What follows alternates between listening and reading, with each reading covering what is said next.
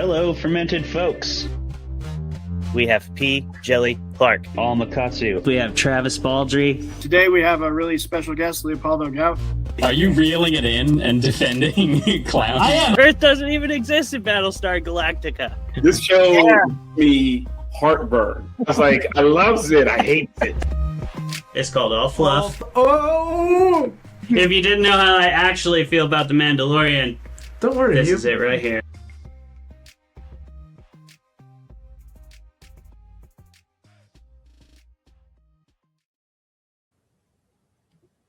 Hello, Fermented Folks, and welcome to another episode of Fermented Fiction. Spotify users might not be able to tell I am not Clayton because we have a very similar voice. But anyone who's watching on YouTube knows this face is not Clayton. I'm Travis, your usual backup person, but I'm hosting today, and we have an amazing guest, Pacific Northwest filmmaker, director. I think you've done all the jobs on a film set, right? Matt Rush. Yes, all the jobs on a film set. All the jobs on the film set. And joining us also is a guest star, our pinch hitter for the Fermented Fiction team, the man behind all of the shorts, who's gotten us so many views, and we thank him for it. Zeb Boos, my friend from Meathead Media. And then Jeremy, you're just, always here. So yeah, I'm just still here. You're just still here. I'm gonna start early disagreeing with you, Travis. I would say that you and Clay are way more visually mistakable than you are vocally. You think so? Really? Because I always get told that we sound the same, but nah, I think you sound similar, but it's I actually agree with Jeremy. All right. Well, I've been lied to my whole life. This is great. Great to start. All right. Well, we will start the usual way we do with roundtable introductions. And because you're our pinch hitter, we're going to give you the first spot, Mr. Boos. Oh, rock and roll. What's going on in your life? How you doing? I'm above ground, baby, which is the Midwest equivalent of saying, kill me, I'm dying. Life is good. People may or may not know if they have seen me pinch hit before, but I'm wrapping up my doctoral thesis in exercise science. So I am in deep water and learning how to swim. But in betwixt that, since I've pinch hit last time, one of the perks of grad school is sometimes they pay you to go to conferences, and sometimes those conferences are in Eastern Europe. And sometimes you get to go to places like Prague and Vienna for said conferences. So stuff like that is what's keeping me floating and above board. So nice. I'm good. How was the Eastern Europe? Oh man, so cool. If you ever have the chance, go to Prague. Some of the best beer you'll ever drink in your life, which is pertinent for this particular debate. All right. Yes. Jeremy, what's going on in your life? Well, hey, it's not as exciting as Prague, but I'm upset, and I'm going to tell everybody why. Okay. So what it is I recently went, to an eye doctor, get checkup, get some prescription sunglasses, all that good shit. And when I had my sunglasses on, when I had my glasses on, I was told that my vision is better than 20/20, which I was always told was perfect vision. But no, you can just be perfecter, I guess. Yeah, pissing me off. I'm like 2015 with the glasses. That's the bullshit. That's performance enhancing. Yeah. Yeah. That's exactly what it is. Yeah, you got the steroids of glasses. You're basically a cyborg. Which means you probably would have made it a little further than some of these other kids in Fantasticland. But we'll talk about that. Matt, can you let me do myself here first. I don't have a ton of updates. I also, like my brother, come up with these on the fly, except that school's out tomorrow. It is my last day of the year. 2025-2026 school year is ending. So I got the summer ahead of me, week on, week off. I will be on the farm, and then I will get week-long breaks in between to hang out with my wife and backpack and go to Pittsburgh for StokerCon. You'll see Jeremy there and Clayton. Yeah, I'm just excited to be done with the school year and looking forward already to the next one. I like my job, so I'm not one of those teachers that's like, kill me. I enjoy what I do, and I look forward to the next year. But all right, enough from us. Mr. Rush, tell us a little bit about yourself. Who are you? What do you do? And where can people find your stuff? Yeah, my name is Matthew Rush. I'm a filmmaker in Seattle, Washington. For my day job, I work on set doing lighting, which is cool. There's a movie that I worked on that comes out tomorrow called Passenger. Oh, you worked on Passenger? Yeah, I worked on Passenger, awesome. and then I also make my own weird horror and sci-fi stuff. I made a short called Chicken Boy that kind of unfortunately clawed its way across the continental United States and It was awesome. Canada in a very successful festival run. I'm just starting a new festival run on a new short film called Embrace. If you're a fan of tentacles, please check out Embrace if it comes up in a festival near you. And yeah, I think I'm gonna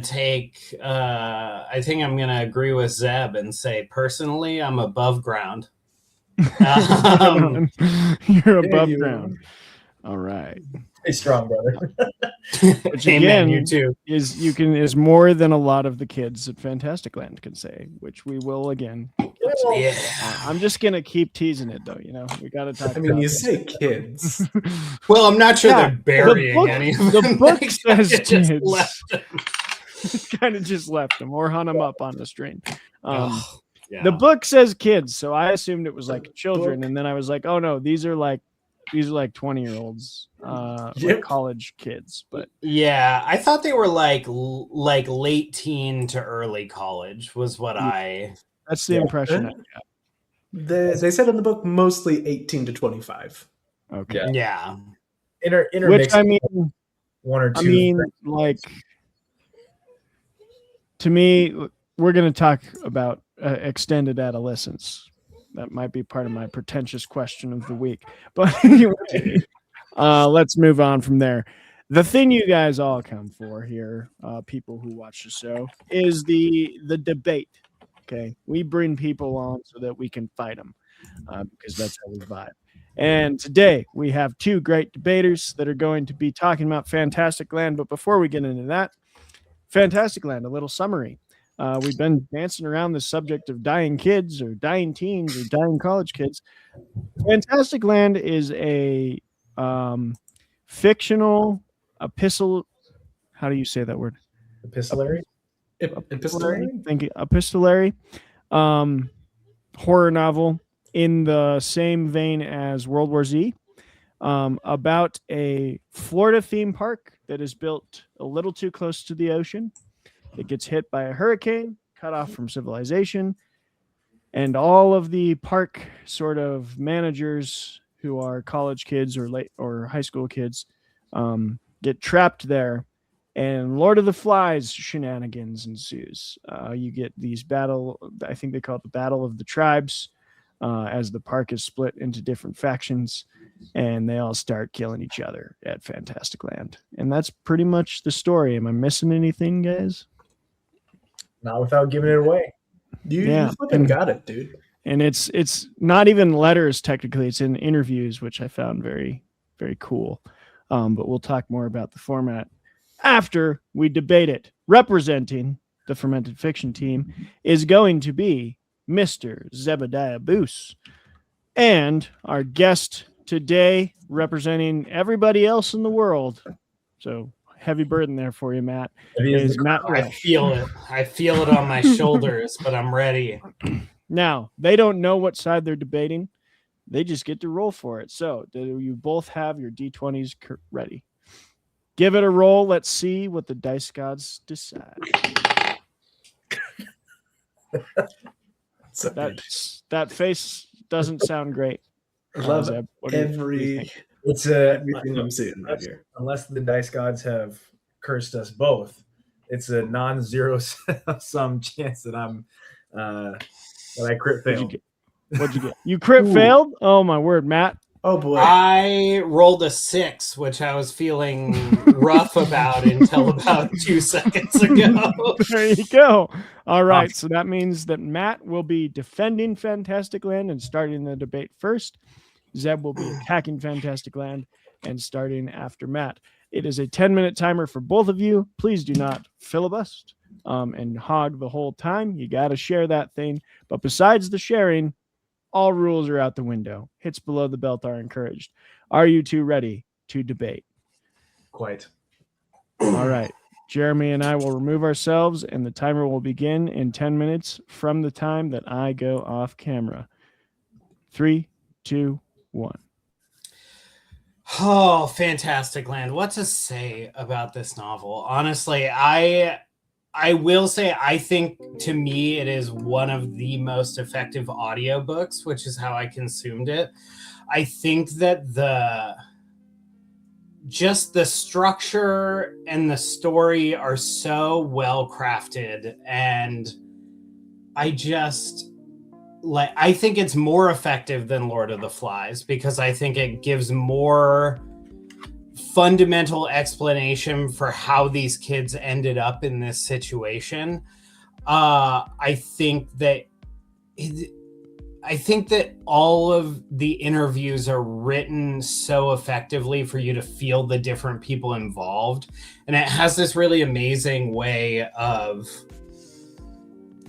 giving each character has their own recollection of what happened, and it shifts the nature of how things function. I just think it's such a powerful novel about human nature and about the lengths that we will go to survive, for better or worse. Even if we don't have a full understanding of what that survival means. And this kind of darkness that's innately cooked into some human beings, where they will just take this excuse to become their worst self. Interesting. Mr. Rush, it's a pleasure. I think you bring up a lot of great points. I'm so happy you brought up Lord of the Flies, because my biggest critique against Fantasticland is that this is a book that doesn't know what it is, and it really tries so hard to be a lot of different things. Here's my reasons. One, it's told in a series of interviews, but from the perspective of the author of the book inside of a book. The interviews, while good, and listen, I'll give you this one. The author does say in like the prologue, like, hey, this is compiled and like tweaked around certain questions. But I don't think any teenage kid talks in such beautifully descriptive prose like some of these sections were. I only have a little tiny bit of beef with the fact that it's multiple interviews, and that's if the author was trying to tell a deeper story about humanity, I feel like he could have totally just skipped the interviews and given us the summary and postulated on what he eventually postulated on anyway in the final chapter. And then lastly, my biggest beef with this whole thing is that if you tell me with a straight face a bunch of 18 to 20-year-olds are not having copious amounts of intercourse and that they immediately turn to violence, I don't believe you, and we may have had different college experiences. I think, in response to that, what I would say is, I think that there is a separation that is capable through a story like this that's told in a standard narrative format like Lord of the Flies is told. But I think that through each of these interviews and through this collective story, you're able to like really zone in as a human being to processing what that experience would have been like without having the separation of kind of like a third person standard narrative format. And on that point, I think it also doesn't work without having the author, because I think you need for lack of a probably more effective literary term, you need an audience surrogate so that you're consuming this information as the interviewer. I mean, I can't defend the lack of sex other than to say, I don't think they had booze stocked in the survival rations at the park. Fair. Okay. I think you bring up a good point. One that I'm not going to try to totally negate, but in addition to like me saying that I don't think this book knows what it was trying to be, my point that like I really come back to with that is they keep introducing these warthogs periodically. And I get the sense, at least from that one interview where the kid is hiding out in the hotel and he's like almost murdered by the warthogs. But then the rest of the book is more thriller. I was confused by what Mike Bocovan was trying to do. Like, was it horror because of human nature, and human nature and its worst is just killy, stab? Or is it thriller? And if it's thriller, why introduce these totally obscure, freaky warthog people that at the end, took off their masks and just rejoined society? That's where I thought to myself, I get it. It's feasible, but it kind of pulled me out of the story. I'm like, all right, wait a second. Are we trying to be scary, or like scary human nature, or scary killing? I think what I love about the Warthog chapter, which I am a big fan of, I think what I love about the Warthog chapter is that it actually, what I love about the book in general is that it doesn't give you simple answers to hard questions. It leaves you with things to chew on. It leaves you with the ambiguity of human nature to try to wrestle with. And what I love about the Warthog chapter, and why I think the Warthog chapter is so important to the story as a whole, is that it separates. I feel like up to that point in the book, you are looking at the leader of the pirates and you're like, you're the devil. Like, you are a monster. And it kind of recenters in this way of being like, no, these are monsters. This is a child who needed to figure out how to survive. And he went into a primal state to try to do that, because they were worried about food reserves. And it kind of pulls you back to this ambiguity of being like, well, shit, now I've been faced with like real, true evil. So how do I reckon with this kid? Yeah, sure. Okay. All well and good. My next critique though is purely like logistics. I don't believe I had to like give this book kind of just like poetic justice or like liberty, because I don't believe that the first place they would have gone was, albeit familiar, I don't think they would have gone to their sections of the park first. I think way more of them would have tried to go to a hotel with beds. From like a reading standpoint, I'm like, okay, even at 18, I would have preferred a place that had a bed. Like, I wouldn't have tried to go to where I work. No. I felt like there was, if I'm remembering the Warthog chapter correctly, the path to the hotels were flooded. Correct. Violently flooded. So I feel like, I think a lot of the situation that these kids are in, and a lot of the nature of, I think what makes the moral ambiguity of this book so interesting is the fact that it's this kind of thing of like, if you're naive enough that you don't know how the world works and you're faced with things that seem insurmountable, you're just going to go into survival mode. And I think this is such an apt portrayal of people without the life skills to know how to functionally survive going into survival mode and being like, okay, if the path is flooded, we can't get to the hotels because what if we fucking die? What's on the other side? Like, is the hotel flooded? What's happening? Because they've been left with nothing. They've been left with no like survival leader and like older presence that is able to like think with a clearer head and be like, okay, hold on, let's look at this from a rational perspective.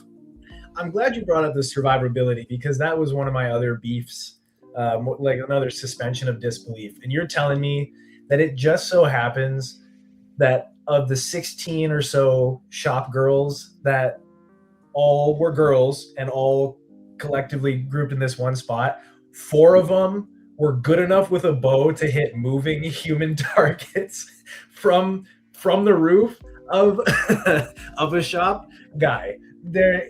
Listen, on a good day, most of my buddies in Montana couldn't hit moving targets with a bow, and I know that the book described the bows as like proper, compound bows with like actual tips, but I could not. I was like, no chance. Look, the Hunger Games affected a lot of young women. All right, that's a good line to end on. The Hunger Games affected a lot of young women. That is very true. That is very true. For sure. Yep, very true. All right, great debate, folks. Great that was debate. fun. I absolutely love some of those Good points. work, We're going everyone. to talk about a lot of them. But before we do that, we have 2 segments. One of them will be a little shorter today because it's a book. Trivia is always hard to kind of drum up with a book, a lot easier to do with a movie. But before we do that, we be drinking on this show. And I want to know what people be drinking. So again, we're going to start with you. Zeb, what'd you bring? Rock and roll, baby. I am currently battling a tiny head cold, so I got tried and true chamomile. All right, chamomile tea. Yeah, good. It hits. Fantastic. It does hit. hit. Jeremy, Hey, what about you? In honor of this book, I am drinking a dark and stormy rum, ginger, all the good stuff. I love that. Very thematic. Always bringing the good cocktails. Myself, I decided to try and be slightly thematic to myself, which is imagining a drink that would do to my taste buds what this storm did to these kids in this park. And I love whiskey, but I hate rye. So I got, which my wife says this is actually a good rye. We'll see. But I just think out of That's like the bourbon, Irish, Scotch, all of it, like rye is maybe my least favorite. I think it's just too sweet. That's the gateway rye for bourbon people. All right, well, here we go. We'll see.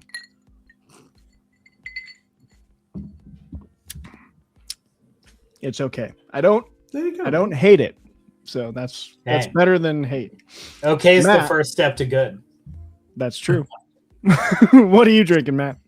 I have a strict rule to really try to take care of myself and not drink alcohol for like the week after I've been to a film festival or like something like Crypticon.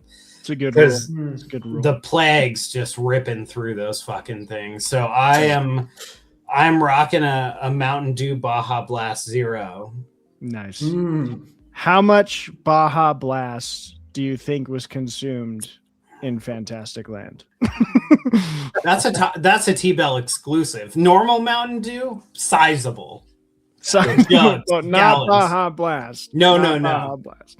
Unless gallons. there's Taco Bell on the premises. Yeah. Come on, man. Well, I think if there was a Taco Bell on the premises, that's where those kids would have flocked.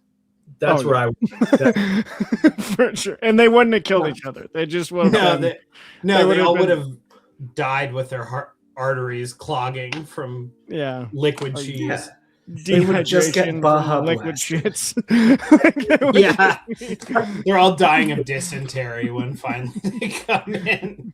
That would be a very different book. Very different horror right there. All right. Well, there's a couple facts I found about this from really one interview on the website AIPT. I don't know what that stands for. I apologize to this. The interview is by Nick Nafpliotis, if anyone wants to look it up. He got some good nuggets of information from Mr. Bocovan, and I liked this one of he based the character of Glenn Gugnall, hopefully I said that right, off of Glenn Hetrick from the TV show Face Off, which was a monster movie makeup reality series. And apparently he actually never communicated that with anybody, but the narrator picked up on the like similarities between their personalities and just did a Glenn Hetrick impression when he played that character. So that's pretty cool. He said several characters, because he had to come up with so many, are ripped straight out of his life or straight out of pop culture. He did invent quite a few, or like combine a lot of traits from people he knew for some, but like others, he said like, yes, some of these people are just based on people I straight up worked with. He credits World War Z as being the biggest inspiration for it. He said he owes Max Brooks a steak if he ever meets him, and thinks that novel was incredibly important and influential for horror in general. Oh, and this is the last one that I'll say because the warthawks were mentioned in the debate. The interviewer asked him if it's a self-contained story or if the warthogs were hinting at a possible return to the Fantastic World land, and he said it's not off the table. So there's a possible other Fantasticland story that could be coming, centering around the psychopathic warthog killers. We shall see. That is your fermented facts, unless anybody else has any good ones that they know. Yeah, I have one kind of fact that's kind of about this book, which is to say I felt compelled to look it up while I was reading. And that is the fact that Disney World, on its premises, has roughly 100 or so bars and restaurants and lounges that serve alcohol. Just want to throw that out there for the table, especially with what was mentioned in the debate. You know? So you're saying these kids would be just shit-faced? Look, I am saying, what I'm saying is that if you At leave least at first. hundreds of 18 to 25-year-olds unsupervised in an amusement park and expect me to believe that they aren't just throwing the biggest rager and having sex on every semi-solid surface on the premises, then you're crazy. You're a crazy person, and you need to go home and think about how you're sick in the head. Oh man, that's a bold accusation, but I do think that they probably would be drinking more alcohol. That is interesting, though. I didn't think Disneyland, or is it World, you said, had that many restaurants. I went for Disney World since that one's also in Florida. I did like. Oh, sorry. Go ahead, Matt. Oh, I was gonna say I don't believe Disneyland in California has. I think they have like 5 restaurants, and maybe one of them serves alcohol. Yeah. We never went as a family. Never really had much of an interest in going. I don't know why, but that's crazy. I just asked my wife the other day, like, are we going to be the people that take our kids to Disneyland? And she was like, I don't know. She doesn't have an interest either. I guess if the kids ask. I was going to say, I loved that they included the underground tunnels, because that's been there's so many like myths about the horrors of the underground tunnels at Disneyland and World for the workers and stuff. When I am like crisis situation, underground tunnels, someone's definitely getting trampled to death. Oh, 100%. For sure. For sure. All right. Well, that is trivia, which means we're going to jump in to our true thoughts on the book. Apologies I mean, 30 minutes in, I got to say, I'm not as great of a host as Clayton. He's got the energy. Hopefully, I'm holding the show up here. Zebediah, you were against, which means you are our first one on bat for your true opinion. What did you actually think of Fantasticland? Were you lying? I was lying through my teeth, or lack thereof. I thought this was a great book. I really enjoyed it. All my critiques were shallow at best, and I was really hoping I didn't have to debate against it. That being said, though, all my critiques do hold some water, but like, hey, I really enjoyed reading this. This was one of the first books that I've read for fun in a while, so it took me like 3 days. I was just powering through it. I could not get enough of the interviews. So, yeah, quite enjoyed it. Love that. Matt, were you lying through your teeth, or are you a fan of Fantasticland? I believe the inception of this episode was that I love Fantasticland so much that I was like, Clay, you have to read this book. This book is fucking insane. And I really do. I've actually never read it on paper, but I have listened to it twice all the way through as an audiobook. It's the biggest argument I've ever seen for an audiobook, and it's done so well. I think so. They have, I believe, maybe it's only 2 people. So it's like the guy, 2 people. Yeah. So the guy kind of falls into a little bit of standard audiobook narration situation, but she's so good, and you can like feel like when they're really both dialed in, you can really feel like the human emotion in both of them. I think it's a really great book. Jeremy, you have thoughts.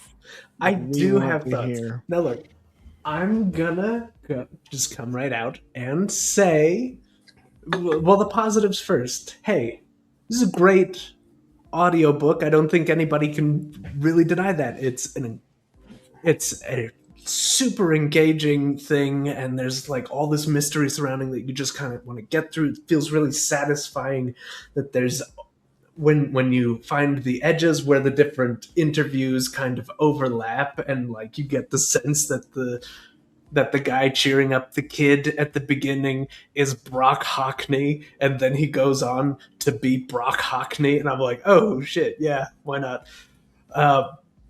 That being said, I think the framing device of this book really just is at odds with so much of what happens in this book, because it sets at like a really super grounded, realistic tone to something, and then you get to like, it takes 4 days for these theme park employees to go from sheltering in place to being tribalistic, violent extremists. And then just at the end of the book, the author's like, well, who knows why it all happened? And I'm like, motherfucker, you're the author. You know why. You should know why it happened. Especially if you're framing this as journalism, that should be the whole point, is getting to the actual bottom of why it happened, so that people like me don't think that everyone went berserk because you told them to, you know? And then if it was just that would be plenty. But like, there was one part of the book specifically that broke me.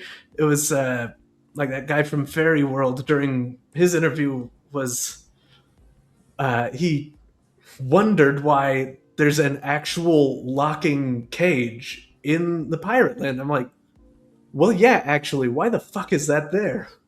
You don't need anything like that at a theme park.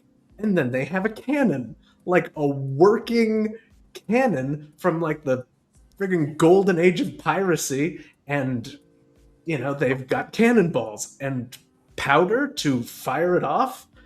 Why? Why do you have that? And the book doesn't seem to care why, nor does it seem to care to explain why there's a sporting goods store at a theme park. It just says, yeah, they got all these knives and pads and hockey sticks and whatever from the sporting goods store.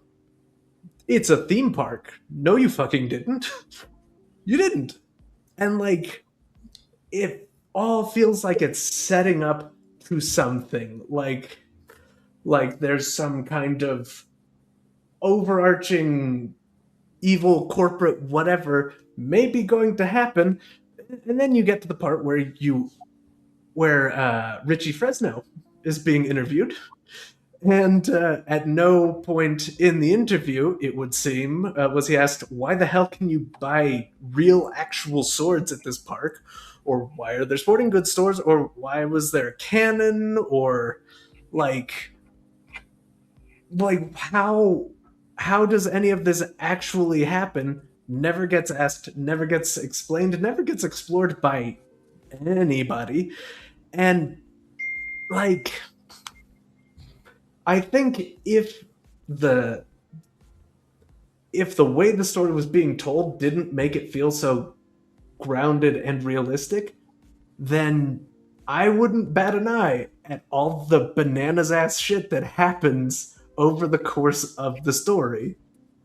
But it just happens, and it expects me to just kind of buy that everyone went to war before even like trying to build a boat or an SOS or whatever. Like, none of that got even considered. So I don't know. This is an infuriating book for me personally. All right, Matt, you're gonna have to back me up here because I'm about to go bananas. Do it, Zach. Right, Do it. I'm ready. I'm gonna go bananas. You're gonna go as bananas as these kids shooting bows at people. Hey, right. They shot those bows in self-defense. In self-defense, it was never a hunting party from the shop girls. Perfectly at moving targets with maybe zero training, but we don't talk about that. Don't worry about it. Oh, God, seriously. Okay, number one, the book skirts around like why there's all of these implements by just saying over and over again that the creators were suckers for realism.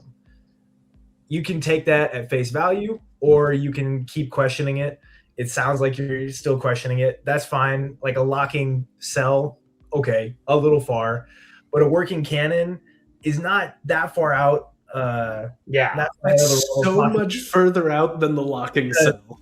Because if you think about like all the attractions that have like actual puffs of smoke out of cannons, like there's a Pirates of the Caribbean exhibit that definitely has cannons that could theoretically be functional, and especially if like TNT already is, on the park grounds, I don't think it's that far off that there you could find black powder. There's also the whole rumor that Pirates of the Caribbean have a like real dead body, but have you heard of that? Matt, go ahead. There's also the realistic thing that Disneyland does a literal fireworks show every night that they are open, which is every night, which means some section of that park that the employees would have access to is littered with explosives.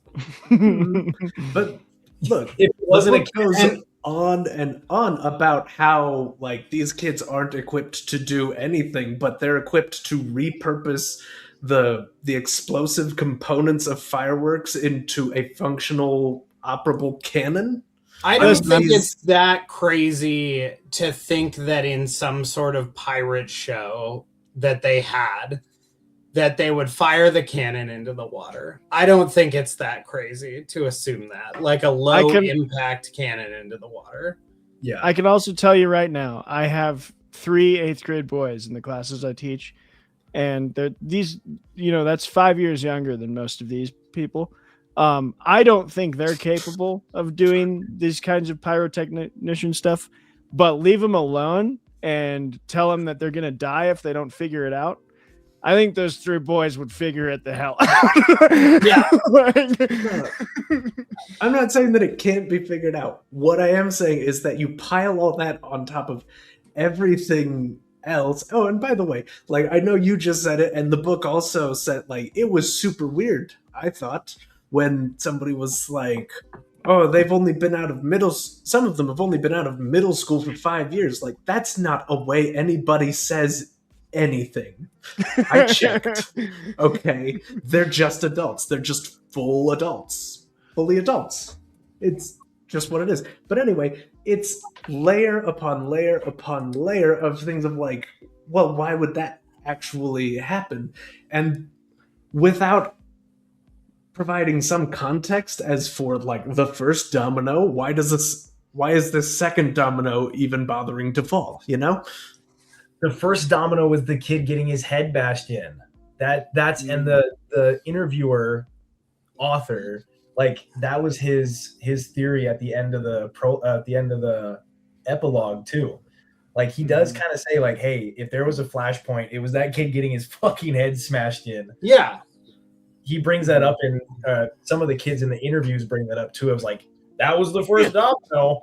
That was the first domino, but like this guy was just scaling multiple buildings in a rainstorm, being like, I'm Batman, and that he can just do that? Well, he didn't deserve to die. I'm not saying he deserved to die. I'm wondering how he got to the tops of these high places to even fall to his death in the middle of a hurricane. Oh, go ahead, Matt. It's so easy. All of those buildings have there is emergency access up to the roof. It's not that hard. It's not that hard to get onto the roof of these buildings. Just scaling the facade. I mean, for like the shops of, like, if you think of like a Western like saloon type shop, you could scale that facade. Yeah. I want to interject a little bit into this extended debate, which I'm loving, by the way, to say two things that I actually really love about the Fantasticland. How, like, obviously this is going to draw Lord of the Flies comparisons, but I think Mike Bocovan does two things that I actually enjoy a lot more than Lord of the Flies. And one is, from the get-go, he doesn't try and do the like Thomas Hobbes philosophy thing where he's just like, yeah, human nature sucks. Like, we're all evil pieces of crap, and like the shit's gonna hit the fan and we're all gonna just turn into monsters. I don't think Bocovan does that. I think in a couple of the first interviews where you get this like, what would you do? Hey, this is like, a lot of this is a lot more gray. And like, I forget the the like foreman. He's kind of one of the managers. He's like the fourth interview. I forget his name. Sam Gerliak. Yeah. I love that he has the sort of quote that's basically like, for as much terror that happened, like, you can find stories of good. Like, there was a lot of people doing heroic things and helping people out when the storm first hit and getting them out in the buses. And so I like that Bocovan does that. He doesn't just run right into the Thomas Hobbes nature is shit theory. And I like that you mentioned the killing is the catalyst, because I always had a problem with that as like, it almost reverses the timeline of Lord of the Flies, where like the like culmination of the bad behavior in William Golding's novel is the death of Piggy. Whereas in this, the like first death of an innocent is what sparks further violence rather than like what is led to. I like that more philosophically, of like, we won't snap until we see that kind of thing happen. And then there's like a moment that changes our psyche, rather than, yeah, we're just all going to build up to that eventually. Like, I think different things. I'm glad you brought that up, because like, if anybody wants to like challenge that specific flashpoint of like, well, why would that cause people to then start killing each other instead of like pooling their resources? I need only direct you to the entirety of the Cold War, where there was no need. We never we never needed to like keep stacking up nuclear bombs, but we did because the other guy was doing it. Like, I think it's totally within the realm of reason that these kids were like, okay, if we don't get bows and arrows and start absolutely whacking people, they're gonna whack us. Well, and let's all get bows and arrows. Like, those are just supposed to be here. Well, and I think because of the fairies or whatever. Matt, jump in there. I think that it's also a thing about, we've all had that experience when we were like 18 to early 20s and you feel invincible, and then there is some sort of catalyst event that just like really brings home like, oh, we're all going to die one day. Like, life is not, we're not immortal creatures. Like, and I think to see that, to have a bunch of young people see that in already an emergency situation where they're kind of lost and they don't really know what to do, I think it makes perfect sense that they would be like, oh, fuck, we have to do everything we can to survive. Yeah, because like death is a real thing now. And I think that is like crisis situations. I think you're 100% right, Matt, that like in the teenage years, you probably feel, I'm trying to like, you know, you're out in the woods, you're doing all this stuff. And like the first time you get hurt, you have like, or even I can think of, we just had a fighter. We have one of our fighters from our MMA gym that is insanely talented and a really good boxer. And he's had 2 MMA fights, and his first one he won, but he got clocked hard. Like the guy broke his knuckle on our guy's face. So then his next fight, you can markedly see him hesitate to like enter the fray with the boxing. And it's like, cause he's had that physical experience of getting a right hook to the jaw that almost knocked him out cold. And now obviously his like body is like, don't go there again. So I think you're right that like death thing is true. I would like to bring up a separate point that I just looked up. Universal City Walk, which is attached to Universal Studios in both Los Angeles and Florida, have sporting goods stores in them. Oh, no way. Man, I've been to Universal too, and I'm like, I didn't go and look for the. Well, why would you ever go to it? But they do have them. It's because they're branded. They're like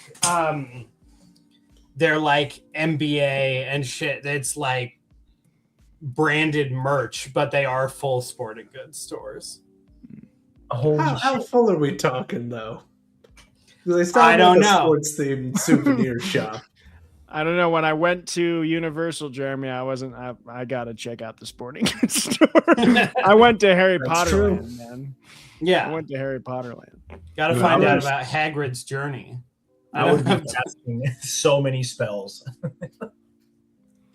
I don't think that the sporting goods store for me was that big of a suspension of disbelief. And if I remember correctly, the swords that the pirates got, they did not get from a store. I think they were like in pirate land.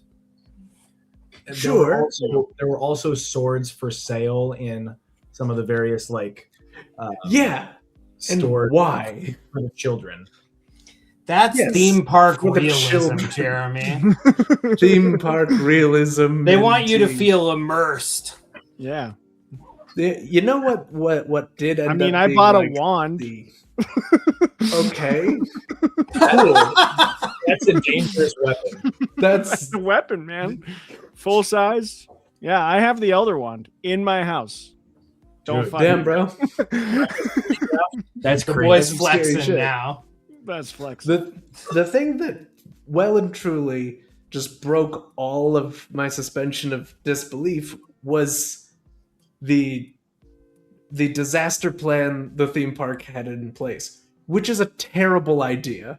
It's a terrible plan that like there is no way any like legal department or human resources would ever approve. just simply because it is so much cheaper for the park to replace anything that's damaged by a hurricane with its own insurance. Like, there is no reason to even have all these people there. It's crazy. It's crazy town the whole time. I mean, yes, Or, yes, and no. again, I mean, like no reason.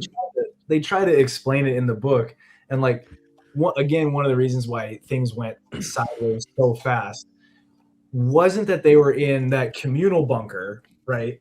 When shit went sideways in the communal bunker, it was when the satcom and like all the like external connection computers went down, and like that could be like a theoretical, like, yeah, the lawyers would approve, yeah, you're hanging out with like a satellite phone. Well, just a couple kids. You know what the lawyers would approve of way easier? Nobody being there at all. Maybe just skip the bunkers, send everybody home if there's a natural disaster. Listen, we just talked about Jurassic Park. It's the same situation. Yeah. You know what the lawyers would actually love? People not being 10 feet from a T-Rex. Yeah. Yeah. That's what or even like worse so, like, you know, I don't think the lawyers had ever conceived of Hurricane Sandy, which I think was a pretty cool like tie-in to real world events that they brought in actual like some of those figures that they were pulling out, like 175 mile an hour winds, 30 miles inland. Like nobody expected that. Well, sure, but like we already had at that point a different hurricane that shattered everybody's expectations of what should happen when a hurricane hits, and that was Hurricane Katrina years and years ago. Mm-hmm. Like, it's not unheard of for a storm to be like way worse, a lot worse than other storms. Like, we already know that can happen. Thanks a lot, Al Gore. Did anyone as a kid, other than me, watch and like have way too high of anxiety over the show It Could Happen Tomorrow? No, I never saw that. Oh man, it was either on the Weather Channel or Discovery. And it was just like all these like awful natural disasters, and the whole show's premise was like it could happen tomorrow, and they all would like kill everybody. So this is what living in Seattle is like, because every time I drive over any bridge, I'm like, what if today is the day that like the Great Quake hits and we like we'll just go and the fault line splits and my whole city just shears into the ocean. Yeah, I tell my students all the time, we live next to Yellowstone, and I'm always like, you won't feel anything. It'll be fine. Yeah, like over that fast.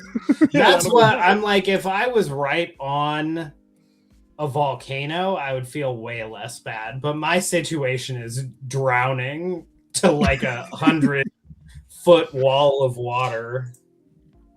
Yeah.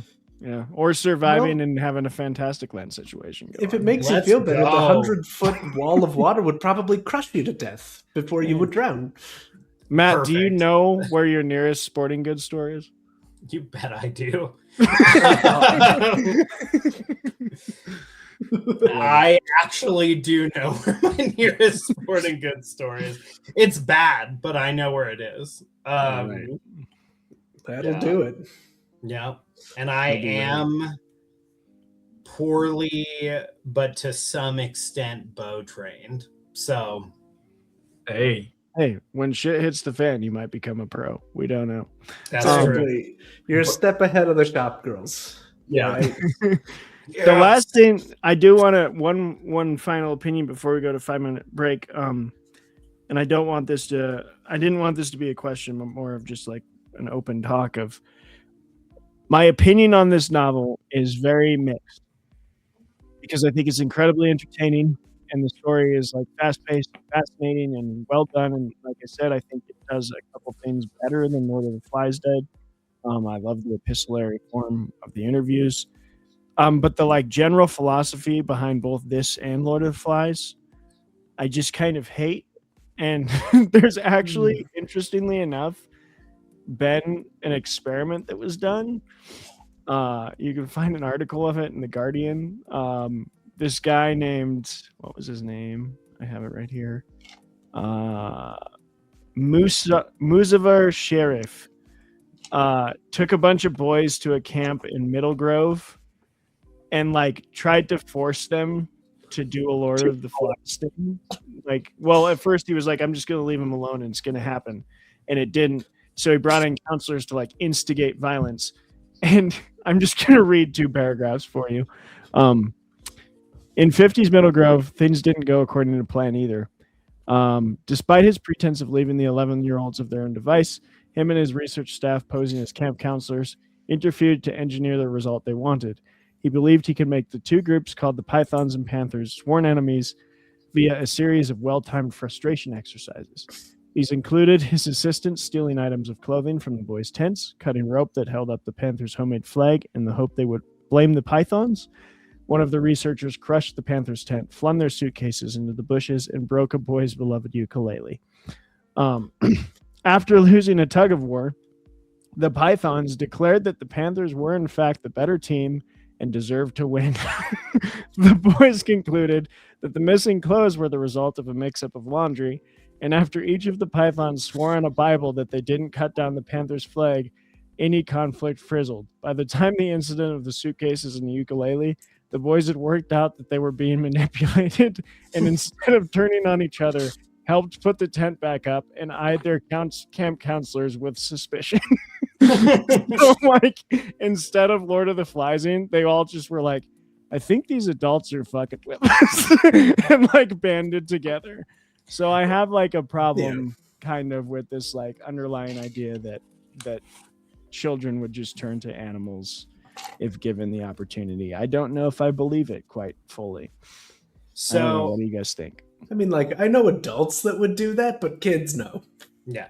So I'm actually really deeply anti Lord of the Flies. I really dislike that book specifically because of the philosophy. I remember reading it in high school and being like, oh, this is bullshit written by a mean-spirited old man who fucking hates kids. Like, and it just never read realistic to me. And I think overarchingly, I agree with your philosophy. I think that this book reads different to me because this book seats you into the world so much. And I think establishes the building blocks of 1,000 different small things that were like unknowingly set up to go wrong that would like create this environment.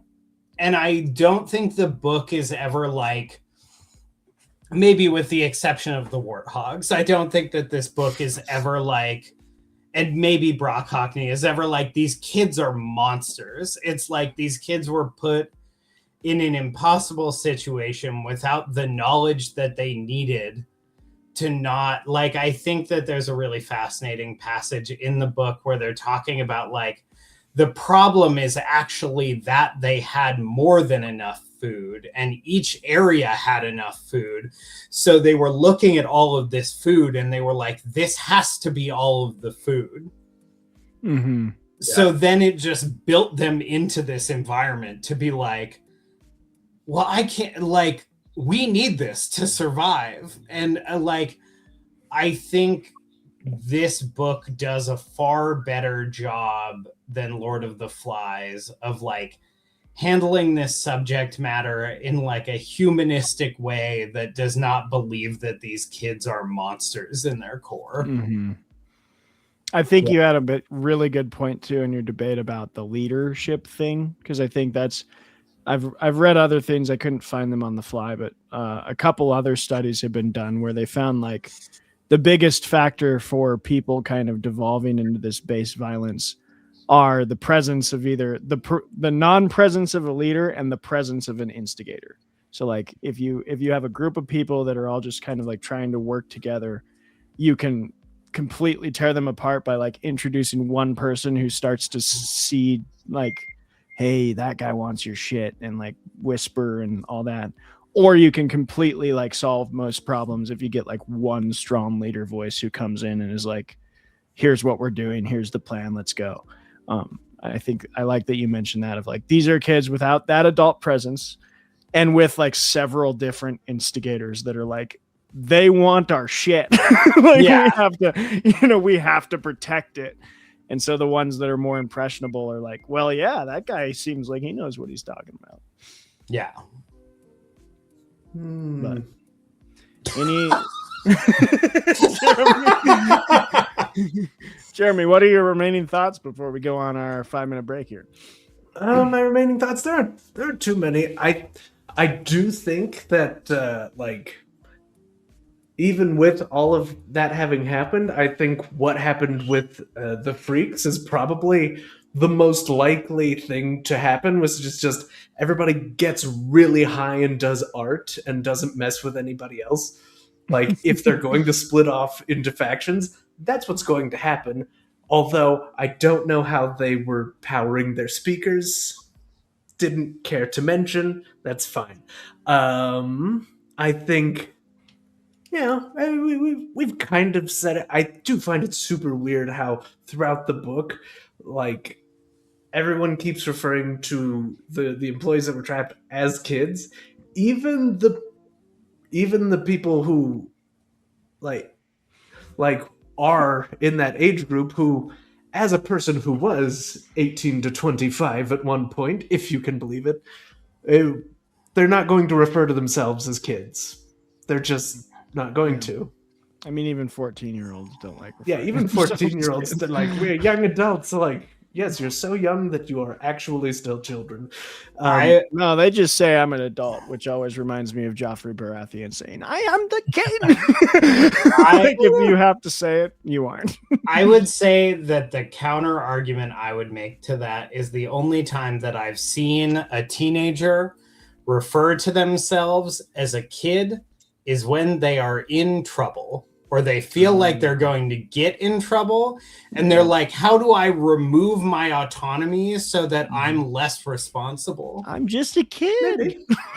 Yeah, that's a good point. Then my only other thought is just about the masked serial killers, the warthogs, who just show up and do fuck all and nothing happens with them.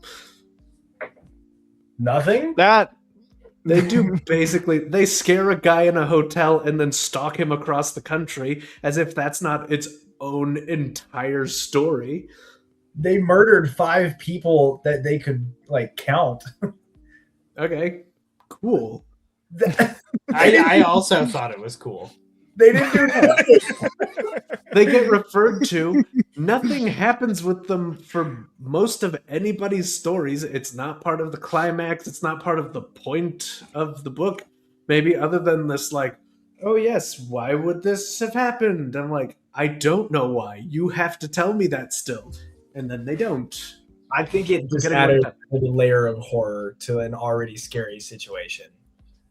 Okay. I also think that is maybe the element of the apocalypse that scares me the most, is like, there is a small, hopefully small subset of people out there who would be like, I was born for this. Like, yep. Yeah, I guess. But like, rampage. With everything else that's already happening, even including that's like having, Friday the 13th, except Jason has his dick out. Like, he was plenty scary already. You didn't need that. That's different. I genuinely feel more concerned about the knife than the dick. That would be the least. I'm concerned that it's both.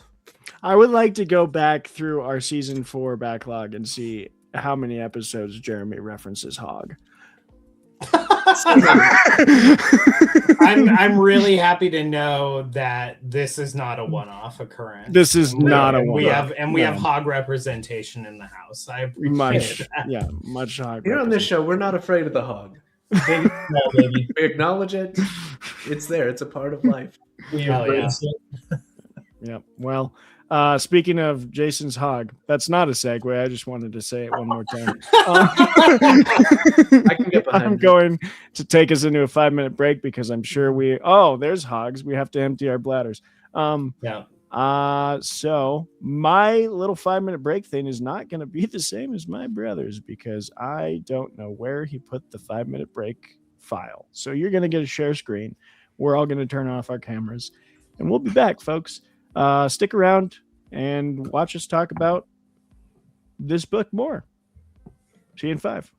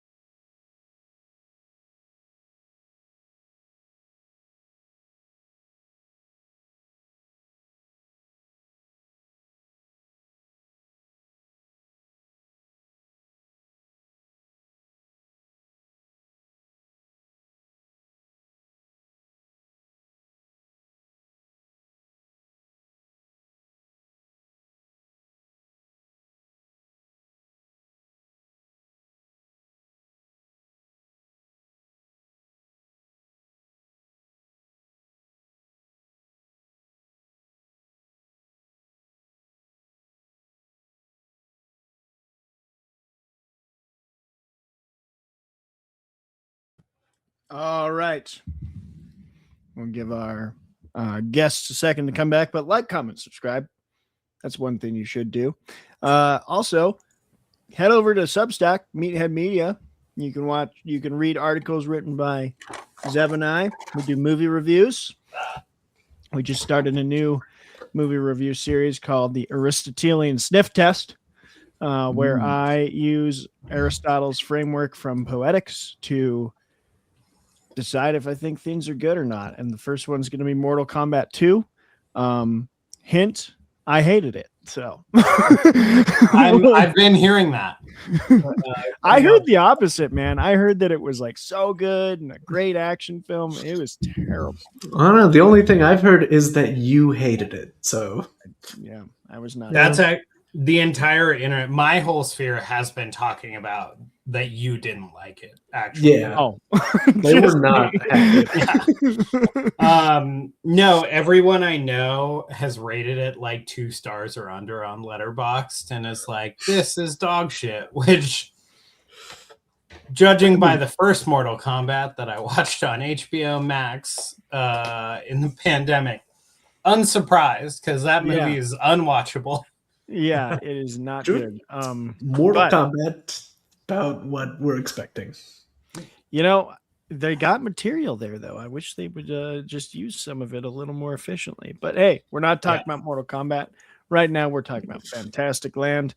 And I want to kick off our open panel with which question do I want to go to? You guys brought up quite a few good ones. I'm going to... Fun one if you want to kick it off on a fun one. Go ahead, Zeb. Let's kick it off on it. All right. Theoretically, if you were in this situation, what would you have done? And if you choose violence, which group would you have sided with? Ooh, let's start with you, Matt. I would have hidden in the best spot I possibly could have found, and probably would have gotten murdered. I think realistically, I probably would have ended up in the scary land with all the people smoking weed and waiting for this whole thing to blow over. I like Fantastic. I like that. Zeb, you asked the question. Which group are you associating yourself with? Not because I'm a fan of violence, but I'm a fan of living. I probably would have joined the pirates as soon as I got the chance. I could do just a little bit of murder for food. As a treat.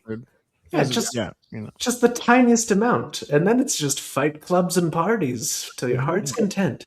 If you put me in a fight club, I am dog walking the person across from me to live. I do not care. I'm going to jump off that because, also pirates. But that's just because, ask my brother, every movie we ever watched, TV show, anything that was like medieval based, I always played the barbarian. And I am very short, so it doesn't quite fit because the barbarian's always like a huge 6 foot tall guy. But, you know, I have the heart of a barbarian in the very short body of I'm like a dwarf. In fantasy books. It's true. I've wrestled Travis. I like violence. I keep it tempered. I do it as a sport. But I think if my base nature were to come out, I hope it wouldn't. But if it did, I'd be with the group that was doing the most violence. Survey says, Travis, it would take about 4 days. Okay. 4 days, and then 4 it's days, violence. and then it's Travis just becomes the violence within him. Jeremy, what about you? Hey guys. So first plan of action is to avoid the groups altogether. Don't like them. Way too people-y. I don't care for it. Now, I think there's plenty of park to go unnoticed, but going unnoticed is not going to help the situation. No, what I'm going to do, start a fire, like a big one.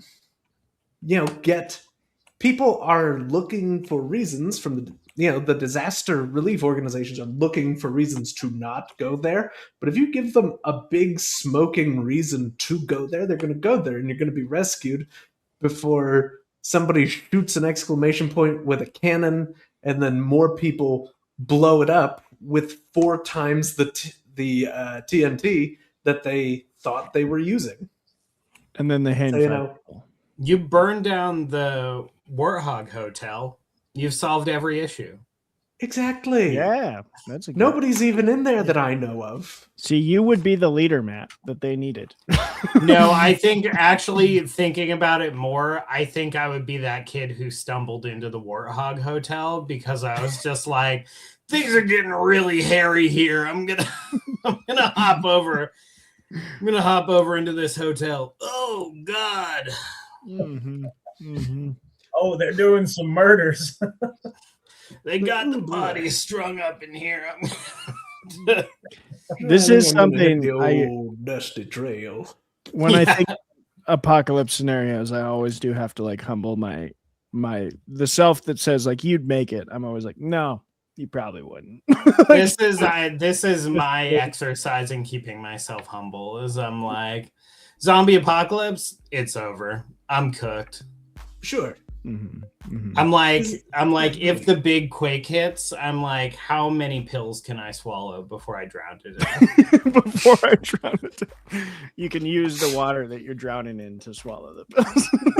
There you go. It's perfect. Double effect. Exactly. My solution is rooted in that as well. Whereas, like, I can't wait for this to go on for 5 weeks. I need to get people here now, or I'm going to die. Mm-hmm. Or just never be found. Could go either way.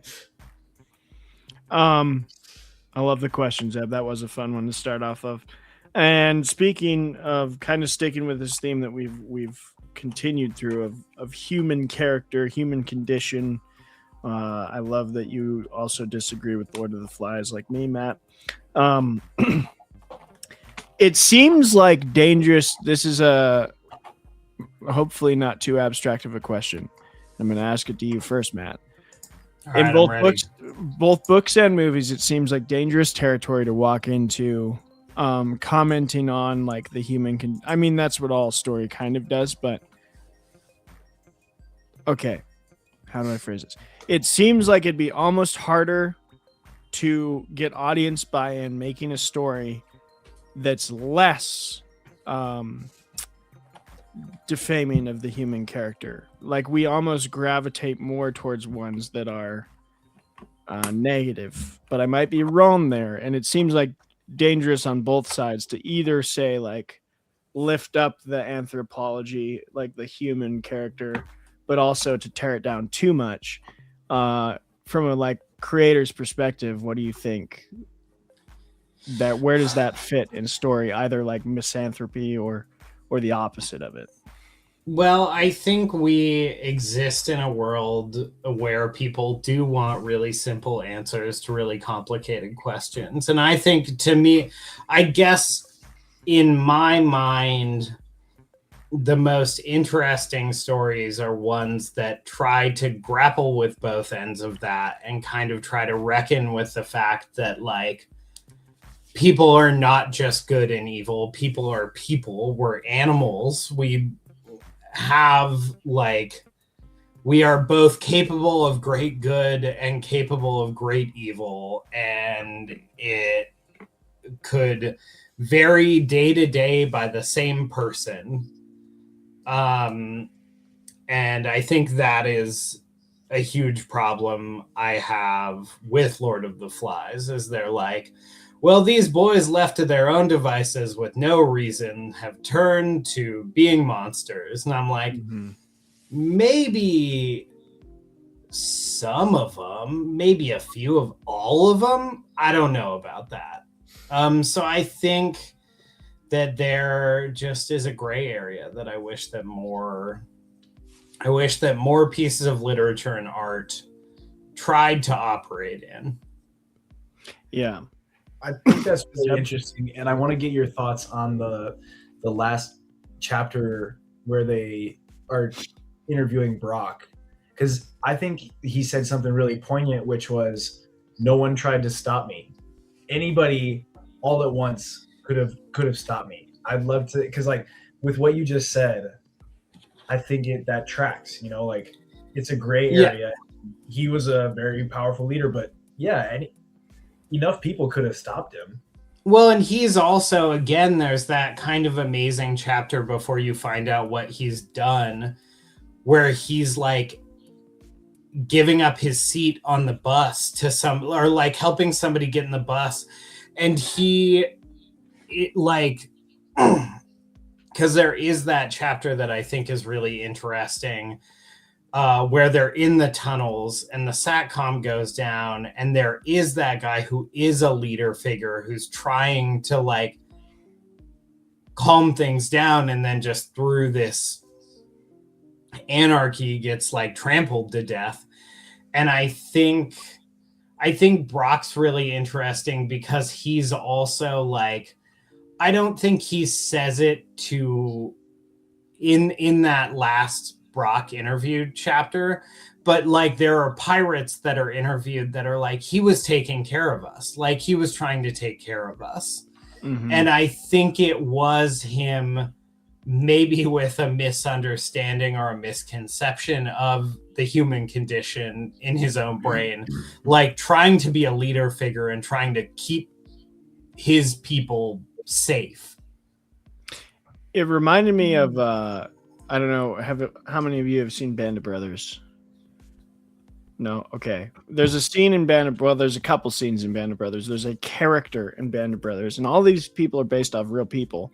And I know it's been criticized as making this person look worse than he was, but he has this view on war that's very akin to Tecumseh Sherman in the Civil War, who said famously, "War is hell. If you try and make it anything else, it just lasts longer." And this like colonel, I think he's a colonel, he has this kind of the sections with Brock reminded me of that, where he's just like killing Germans. He doesn't care who they are. Like even when he learns like one of them is actually from America and came back to like help the motherland, just kills him in cold blood. Spears, yeah.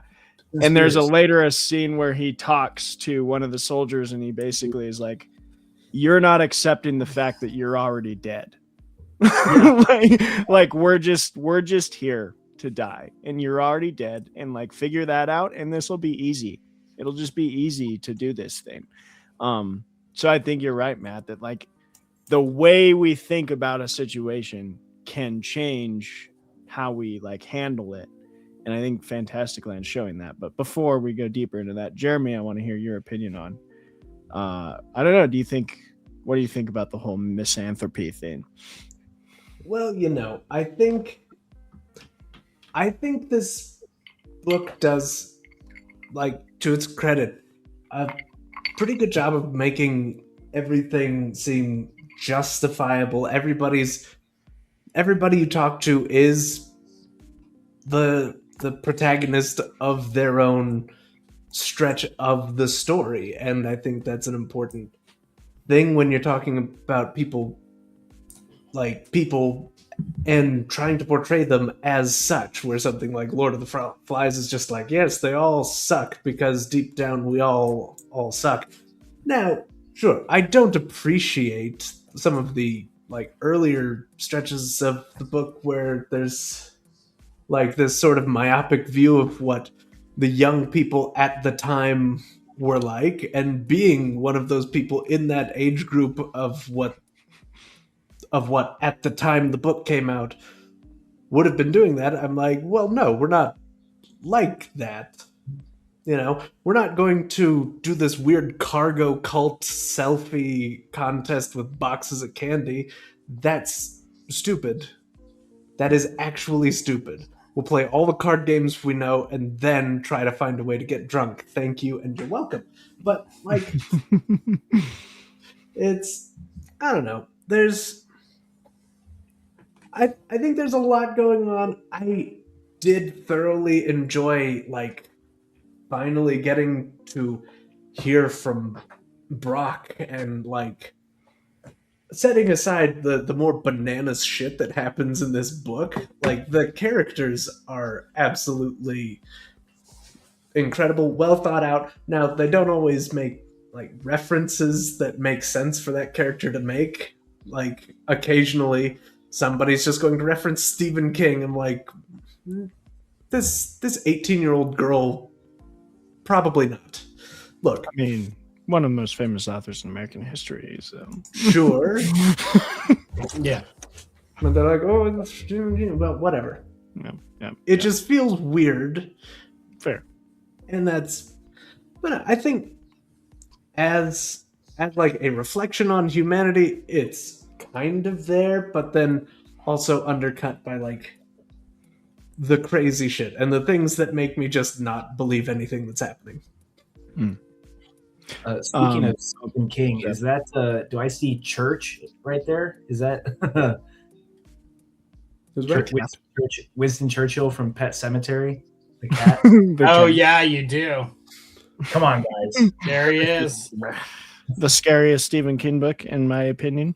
And yet they have not figured out how to make a movie of it. And I don't think they ever will. Haven't. I think the nature of Pet Cemetery makes it too alarming for them to make a faithful adaptation of, because it's so much of that man being like, I kind of hate my kids and I hate my life and I don't know why I'm here.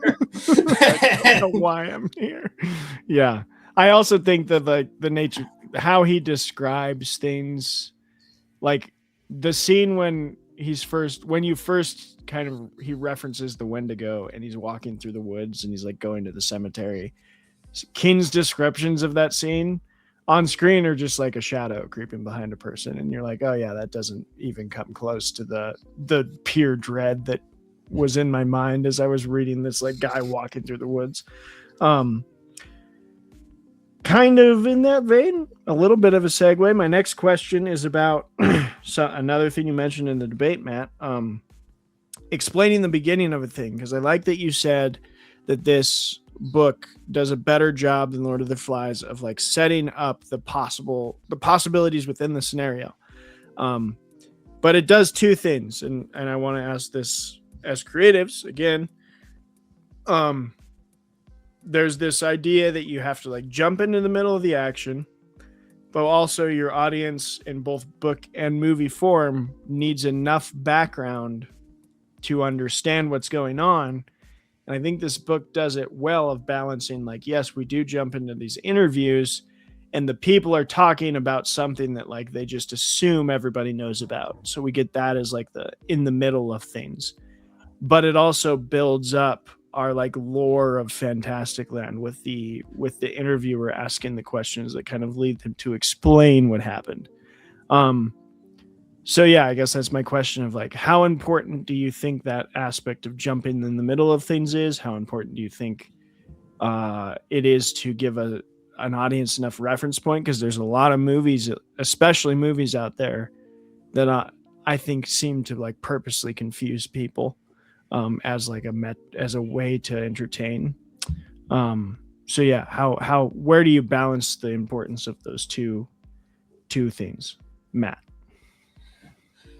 I think that I don't think you always have to start in the middle of the action, but I think that this book does such a specifically good job because it drops you in and it tells you the aftermath.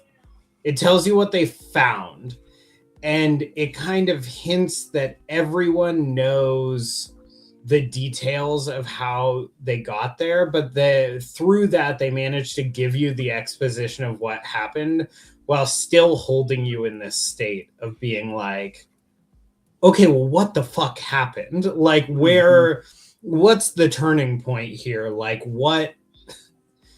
I can sense things getting worse. And then sometimes people will jump past the inciting incident of when things got worse, and you're like, okay, what the fuck? Like, how did we get here? So I think it's always a tightrope walk of like leading your audience to the path while still keeping them informed that there's something at the end that's going to be like worthy of the journey for them. Yeah. Because I think go ahead, please. No, it's a follow-up question because I think this is something you did really well in Chicken Boy we both don't, it's a short film, so there's only so much lead up you could have done, but I think like we don't immediately get the like chicken boy incident. You lead up to that, but what we do get is we're immediately thrust into the personality of the primary character, who's like someone who is lonely. From like frame one, I'm like, yeah, that guy's lonely. Like, Yeah. he's looking for companionship. And so I think that's my follow-up question is like, how much do you think the jumping into the middle has to do with pre-established character and not having to build everyone with like a origin story? I think trying to think of how to phrase this. I feel like it varies person to person. What's most important to me is that I understand, and this is true as an audience member as well, is like, I just want to understand like what a person wants and where they're coming from. I don't need to know their life story. I just need to I need to know what the issue is, and I need to know what they're doing to try to solve it. So you just want that motivation to be like, okay, how do we fix what the issue is here with this person? There's a really good it's like a fucking interview that like I think one of the South Park guys, Matt Stone or Trey Parker, did like a speech at like a screenwriting program at a university, and he was like, if I want you to take the bullet points of your script, like the plot points of your script, and write them out just like sentence by sentence, and if every sentence starts with and then, you're in trouble. Well, you need every sentence to either start with therefore or like end with like because of, like the things have to feed together to, I think, especially for you to understand these characters' journeys, where we've all watched movies, I feel like, where we're like, what the fuck is this person doing? What do you do? Why would you do that? Why on God's green earth would you opt to do that right now? Mortal Kombat 2. Nah, my boy Carl Urban, I bet that makes very little sense. Yeah. But no, I think you're right. Yeah. Zeb, you look like you have something to say. No, I'm enjoying this. But I did see that exact same interview with the South Park people, and I thought it was fascinating because I hadn't really approached stories like that, or even consuming it myself had approached, reviewing it in that same way either. But then all of a sudden you would see things where it was very clear that it wasn't a therefore. It was more like, but at the same time. Yeah. Jeremy? Well, yeah, and I think that is like a really crucial part to telling like a story that makes sense, Like, I mean, Travis was talking about the in media res thing, and like that can be a way to do something, but if you're not careful, that's just going to like really confuse people and just have them disoriented as they try to piece together the story you were supposed to be telling in the first place. And really, I think having this book in particular start in the middle of the action would have been just a huge detriment to the book, which is, a really compelling read. And I think one of the things, one of the brilliant things that this book did was to have everybody just talk in the early chapters about things just after the fact, and just sort of subtly hinting that shit had already hit the fan, and just trying to explore why and what led to it.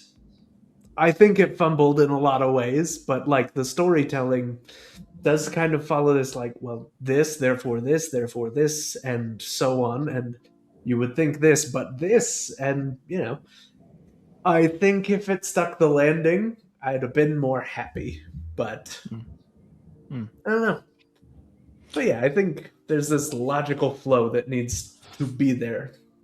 I think you're right too about that, and this kind of feeds into another question of like the setting and the I would call it front and center image, because I do think this book does an excellent job of early. It introduces the fallen exclamation point, and the hanging people, and the headless body, and like from chapter 1, you're like, how the hell did that happen? Like, it's a horrifying image, and you want to know, and it teases you the whole time until it reveals like the events that led to that. But yeah, I think my question would be, how important is not how important, because I think everyone would agree that it's incredibly important, but when you're approaching creating a story, either for film or books, or even consuming one as an audience member, like that setting and the image that sticks in your mind, are those things that are front and center when you work? Matt first. So a friend of mine who's a screenwriter gave me a really good piece of advice when I was writing one of my first feature scripts, and I kind of work in like the genre sphere of things. And he was like, look, you're not going to be able to, like, you can't go nuts in page 25. Like, you just can't do it. You don't have the budget to go nuts in page 25. And then you have no ramp up. You have nowhere to go. You've gone nuts too early. But he was like, basically, you need something right at the beginning. The first thing that happens should be something that hooks the audience. You need that thing. It's the question mark. It's like, you need just something where you're like, oh, fuck. Like, okay, something's coming. And then, like, it's like you can go nuts at like page 50, but every like 15 pages, you have to drop a little nugget. You have to be like, don't worry, we haven't forgotten about that shit we showed you in the first minute. So I think it's a really effective art of figuring out how to like breadcrumb things to just keep, you just want to keep your claws in somebody. You don't like, we've all had that moment too where we're watching a movie or we're reading a book and we're just like, you hit that point where you're like, okay, where is this going? Okay, like I'm like let out a deep sigh. You're like, how do I avoid that deep sigh? And I think it's just that effective little dropping little nuggets until you're like, it's gonna happen. Did we talk about Paul Tremblay's horror movie? Was that with you? Yeah. Yes, I think it did the same thing too, with the like introduction of the like character in the future and talking about, oh, all these things happened, and you're like, what happened? Like, I have to know, like, what are the terrible things that happened on this movie set? So that was fascinating that that's a connection there. But what's really interesting, really quick, is this idea of dropping breadcrumbs extends well beyond the creative space and even into the academic space. I can tell you firsthand, as I'm going through sections of my writing, I have to keep reintroducing, hey, in case you forgot 20 pages ago, this is the focus of the study. Please don't get bogged down in the copious amounts of dry ass details I have to give you as part of this. Just remember, it gets cool in like 20 more pages. Yeah, I think people will like, those are the most boring nonfiction books. Is like, I think people, to go on a little bit of a rant tangent here, I think people, because I read a lot more nonfiction than I used to, because I teach history now, but people tend to think of history books as like, just give me the facts. Just give me the facts of the things that happened. It's like, no, you have to make a narrative. You have to have a point of the story you're telling. One of my favorite examples is SPQR by Mary Beard. She wrote it's a history of ancient Rome, and her whole thing was like, I'm going to tell you about like the culture of ancient Rome, and I'm going to do that through archaeological evidence and specific people who wrote. So like Cicero and some other like Caesars and such. So she has this overarching narrative of like, I'm trying to tell you what the people of Rome were like. And that's what this book is. and so the whole time you have this through line, and she keep, like you said, Zeb, you know, you'll get bogged down in some details, and then every 10th page she'll be like, remember, I'm telling you all of this to remind you that it proves what I'm saying about what the people were like. And so you're like, oh yeah, that's what we're talking about. Not Rome as an empire, but like, what were Roman people like? How did they live? And I think you're 100% right. That has to be present in nonfiction and fiction, where it's like, I have a narrative. There's a motion to this story that's moving us through, even if it is true fact stuff. But yeah. Jeremy. Oh, go ahead, Zeb. Go ahead, Zeb, real quick. I was just gonna add on to that. The most recent example that I have that can support what you said, even about history, is there was a Netflix series called Death by Lightning or something. It was like the assassination of President Garfield. Well, I read the book prior to the series, and it's called Destiny of the Republic, but the exact same thing exists. It has a through line of like, it keeps reintroducing this one guy, and you're like, who is this one guy? And it's like, overall, the whole story is about President Garfield, which is like, yeah, you know, of all the presidents, not one that you'd normally like pick up a book about, but fascinating narrative, because he kept dropping those breadcrumbs of like, who's this guy that we keep introducing? What does he have to do? Why did he buy a gun? What was he gonna do with it? Wait a minute. Jeremy? Oh, yeah.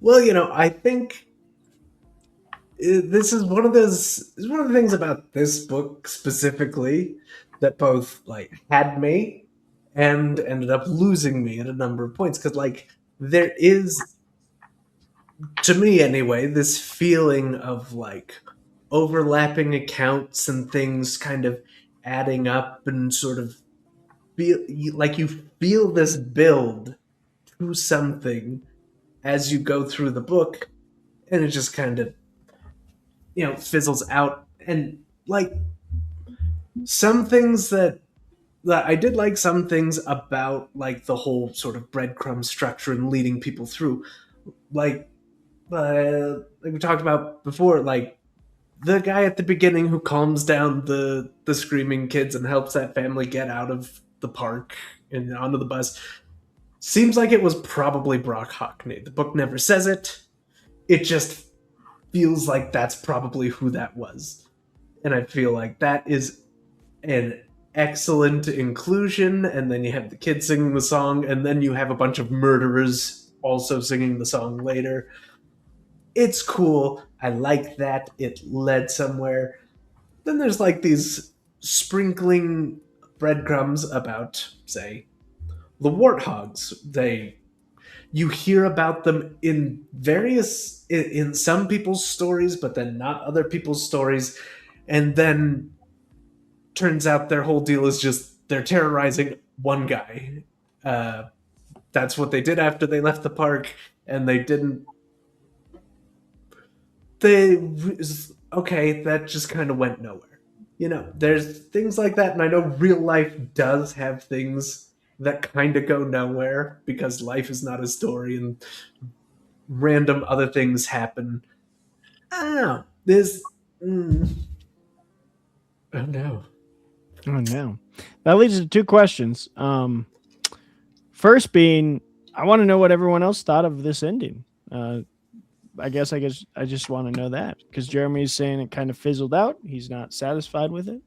Matt and Zeb, Matt first, what do you think?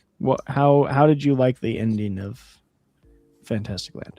I feel like I'm pro the ending because it just really seats in that thing of like, if I was this journalist specifically, and I was doing these accounts to be like, how did this happen? I would be like, I think I would end in the same place. And the book left me in the same place where I'm like, it's easier than you would think for people to end up in this situation. And it can just truly be like, just the exact wrong 3 things happen. And it just like puts everybody in a state that they wouldn't normally be in. And I think I like the ending of the book because it's the culmination of what I like about the book in general, is just this thing of like, we don't have the easy answers for you. They don't exist. We can't solve this for you. It's just some unfortunate part of just the exact wrong circumstances in human nature. And I can't look at it and be like, well, that's crazy and I wouldn't do that, because sometimes you just get swept up in this shit. Mm-hmm. Deb? Yeah, I enjoyed the ending. I didn't really have any like reservations on whether or not I expected resolution.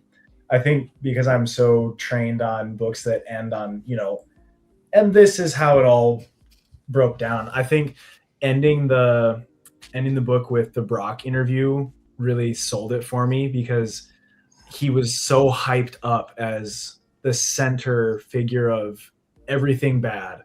He himself was the flashpoint.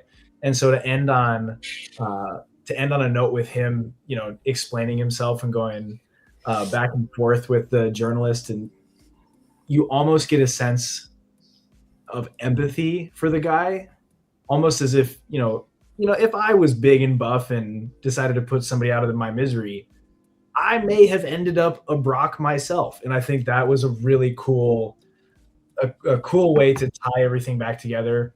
And then to immediately, like, the juxtaposition of going to interview that young girl, and then both the journalist and the girl are crying, I think was like a good black and white contrast of the 2 different sides of the story, and like how things could have turned out depending on where your head was at the time of this crisis, Now, I'm not saying that an ambiguous ending of can't work. It does, and it does often. And yeah, a lot of the story does kind of center around like this whole thing of like, well, there's no easy answers here. These people were put into a tough situation. It's just, and I'm gonna go back to the breadcrumbs for a little bit, because these things, there's this interesting through line that happens in a lot of the interviews where somebody says, oh, if I ever meet the person who decided such and such a thing, it's not going to be a pleasant experience, whatever.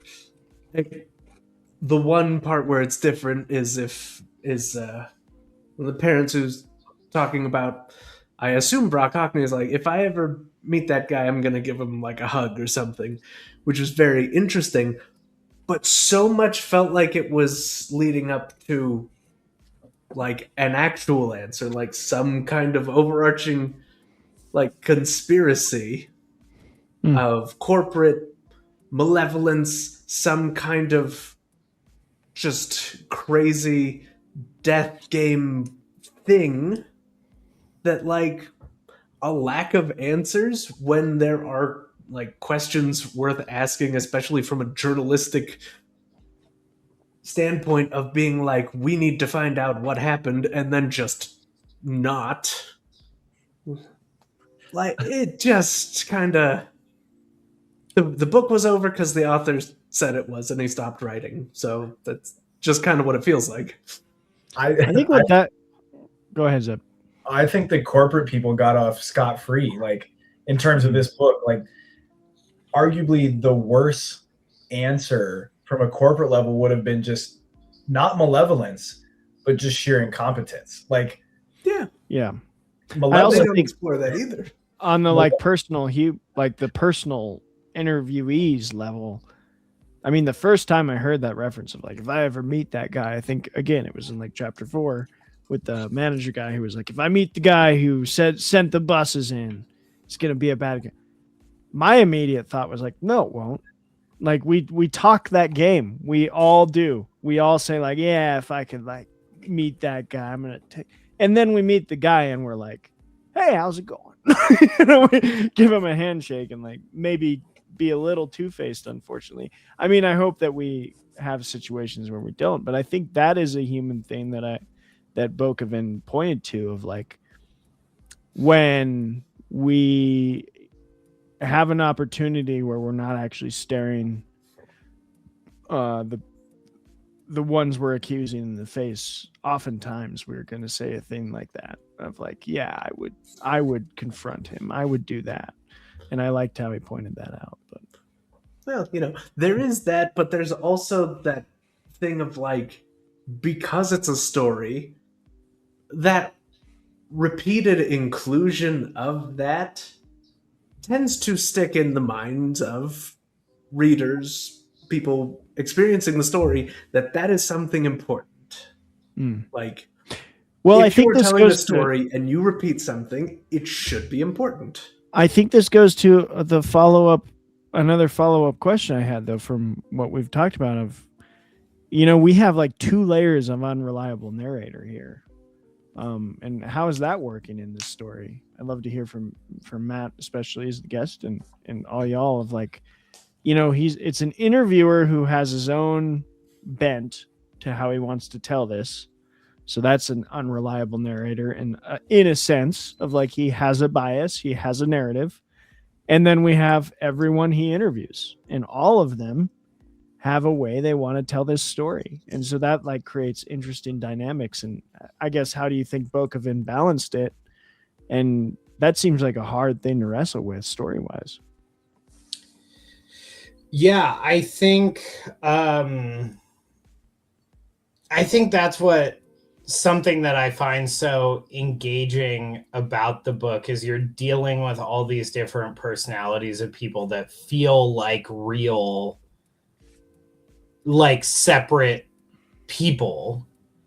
And you do feel like, I think that's one thing that's so cool and that locks you in so much to the beginning of the book, is even when they're talking about like the way that the park is laid out and everything, there's just this air of them being like, oh my God. But it's also this thing of like, there's a lot of this. So I have this joke that I make because things will happen on set, things will get damaged.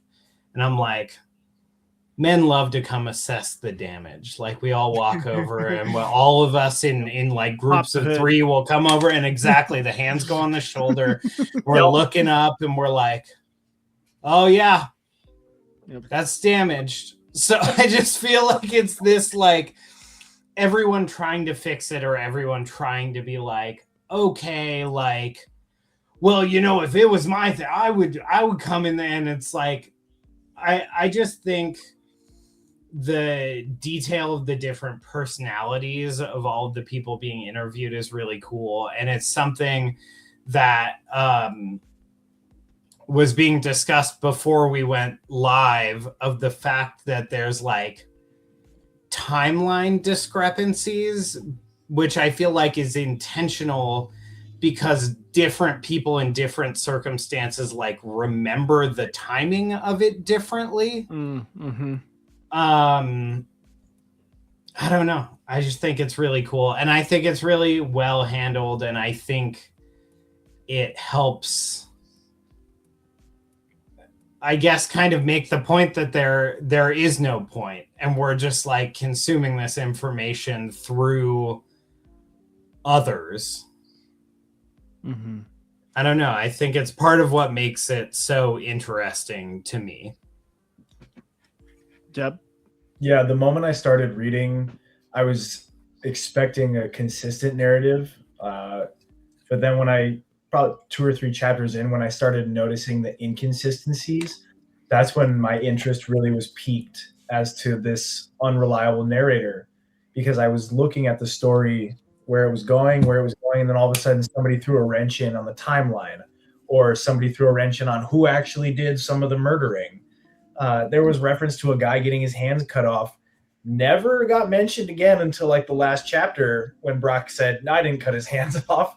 And it was those inconsistencies that made me want to keep digging and digging and digging. Because then I, as a reader, kind of like the hands on the hips, I felt I need to figure this out. This is my story now. I need to figure out who did the murders. Mm-hmm. Mm-hmm. Jeremy? Well, it's.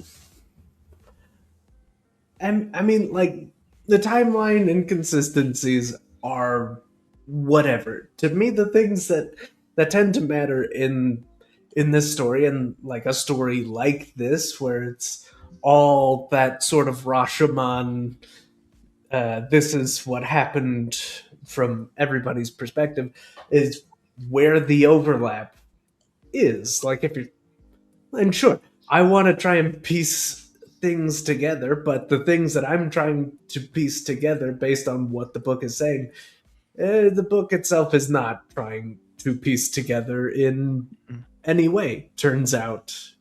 And that just, it's not satisfying to just be like, hey, these are some things and you should care about them. And I'm like, okay, well, I do. And like, well, sucks to be you, doesn't it? Interesting. Yeah. I feel like we could talk about that for a very long time, but I have one more question, the pretentious question of the week. I hinted at it earlier, and I want to preface this by saying none of us, I don't think, are trained psychologists, but I think this book opens up a good question about, so they're constantly referred to as kids, okay? And some people would say, hey, 18 to 25-year-olds are adults. Well, there's a whole phenomenon that has been referenced in a lot of articles called extended adolescence, where the modern 18 to 20-year-old is actually more akin to the, 80s 16 to 18-year-old. And I would like to hear y'all's thoughts in reference to this novel of like, do you think oh man, I just lost the author's name. I've said it like 6 times today. Bocovan? Yes. Do you think he was intentionally doing that with the kids thing, leaning into this psychological idea that the like child, the teenage stage has actually extended into what used to be considered adulthood? Or do you think he just called them kids because another reason? Matt, what do you think? I don't think that was intentional. I would be curious to do more research about extended adolescence, because I feel like sometimes there's a lot of things nowadays that we state as being different from before, but we are just also inundated with so much more person-to-person information than we were in the 80s, where I'm like, okay, is that true? That we've regressed in our development? Is that true? Or is it just that in the 80s we would be like, you're 18, best of luck out there, and just fucking slap a kid on the ass and send him out the door, be like, we'll check back in with you when you're 35. Like, I'm like, yeah. But I feel like the intention of calling them kids kind of varies person to person, because it's kind of like, when it's these adults who weren't involved in the situation, it's this thing of like, this is so especially unspeakable because these are children. But it's also a lot of the people that you follow through these stories are like resilient and intelligent and like quick thinking. And then I feel like there is that thing when the kids are talking about it and describing themselves as kids of like, I have had enough separation from this that I need to like find a way to forgive myself or remove some of this guilt. But I don't think there was a thought process on extended adolescence because of how resilient and intelligent I think a lot of the teens in the park are written as in terms of their actions. Like, I don't think any of them are treated like they're acting like children after a certain point. I like that, and I want to give context before I know Zeb and Jeremy jump in. I agree with you, Matt, that some of these things I think can just be looking at the past with rose-colored glasses, which isn't how you put it, but we do that often. The two things that have stuck out with me in the research I've done of this extended adolescence thing are a focus on how much for like our generation, millennials, undergrad was pushed. Like, you have to go to college. That a lot of people theorize that undergrad became basically an extension of high school. Like, oh, you're not independent yet. You're just doing this like slightly more independent version of the thing you just did. And the other one I lost. It flew right out of my brain. but it was there, and it might come back. But before it happens comes back, to me 40 times a day. Yep. Jeremy, what do you think about the extended adolescence question? Well, extended adolescence, I think I would have to kind of confer with at least one of the things that Matt was saying, where like, yeah, we probably just it puts me in the same mindset as to like how there are more like diagnoses of neurological disorders like ADHD, autism, whatever, than there were when those things first came about. Mostly, like, not necessarily because more people like are experiencing this at like a higher rate, like a higher percentage of people have these things. It's probably just a thing where like we now have a capacity to sort of observe this and understand it and put it under a microscope in a way that, say, in the 80s, we just weren't doing, and because we weren't doing it, didn't have the capability to even like form that kind of thesis. Now, when we're talking about it in terms of this book, there could be something there as to like the author like saying like, yes, the human brain doesn't finish developing until you're like 25 or something, and so therefore these young people in this situation are realistically children. But even more realistically, I think the author wanted the comparison to Lord of the Flies to happen. It's an easy sell, Lord of the Flies at Disneyland, and you've got it right there.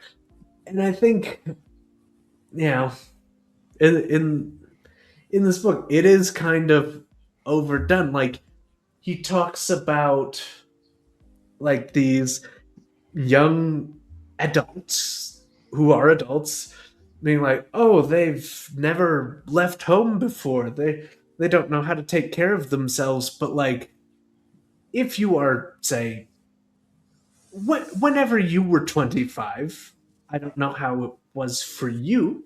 For me, that was me living by myself and having a steady job for years to pay bills, the same as I'm doing right now, almost a decade later. Yeah. Right?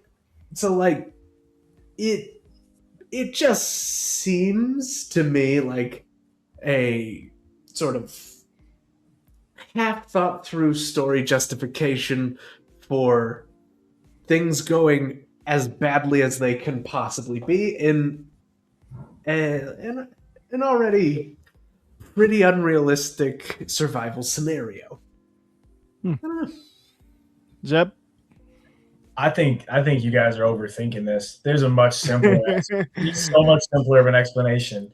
The author, the journalist, is just clearly much older than these people, and is just simply referring to them as kids. Like, yeah, if you're 47 and they're all 18, they're kids to you, right? Like, you ever been called baby by like an old grizzled diner waitress? You're like, yes, I am a wee little guy. I am child.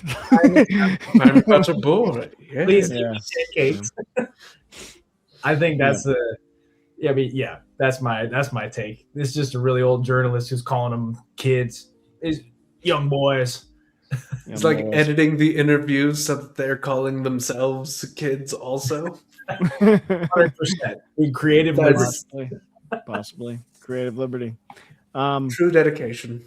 Well, thank you everybody for answering all of the questions and having a great discussion. I could talk about this book for longer, but I think it's time to rate this thing. Here on Fermented Fiction, we have an entirely arbitrary rating system that makes zero sense to anybody, but it's fun, I hope. And that is, how many drinks do you need to fully enjoy Fantasticland by Mike Bocovan. So, Zebediah, I almost called it Adventureland, which is the movie starring Kristen Stewart, and who's the male lead? Jesse Eisenberg. Jesse Eisenberg. I remember liking it, but it's been a while. Anyway, Fantasticland by Mike Bocovan. How many drinks does it take to enjoy this to its fullest? Zeb, you're in the corner, so I'm going to say you're first. Sweet. For a book like this, and just to get really in the spirit of things, I'm going to recommend you are going to drink a drink that I have always liked. It's called a Salty Dog. It's vodka, grapefruit juice with a salt rim, just in honor of that hurricane. And I think you need probably two or three of them guys, and you're pretty well set. I like it. Jeremy? Now, first of all, you're going to want to have one for each of the chapters. So that's right off the bat, we're starting with 23. And look, it'll 23 help kind of sips, 23 full drinks. Full entire drinks, one per chapter. Get with the program, Travis. All right. Now look, but that's not all. That's starting point. That's point A, right? We're gonna get to point B, which is if you ever have a question about, like, would this actually reasonably happen, you just slug a full shot, and put that out of your head, so that by the time you reach the end, and it's after the last interview and the author is trying to sum up what he learned today,